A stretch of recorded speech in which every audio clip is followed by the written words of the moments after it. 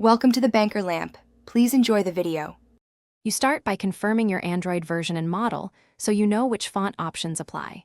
Once you have a backup, open Settings and navigate to Display or Accessibility depending on your device. Make sure to toggle any developer or custom theme settings off before proceeding. You do this because some overlays block font changes. Disabling them prevents conflicts. Now tap the Font or Screen Font option to reveal available system fonts and built-in previews. You will pick or add a new font in the next step. Now you choose how to get your font. Select a built-in option or install a custom. TTF/OT file. If using a custom font, place the file in Downloads and grant storage permission. Then use a font installer, supported launcher, or the manufacturer theme store to import it. Once imported, preview the font across headings and body text to confirm legibility.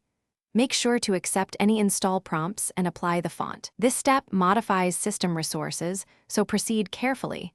And note which apply your chosen font and wait for the system to render changes. Some devices require a reboot, so restart if prompted. Once restarted, inspect core apps, notifications, and settings to ensure consistent sizing and no clipping. If text appears odd, clear the launcher or system UI cache and reapply the font. If problems persist, revert to the default font via settings or uninstall the font app. This step restores system stability. Remember, changing fonts alters readability, so choose one you can read comfortably.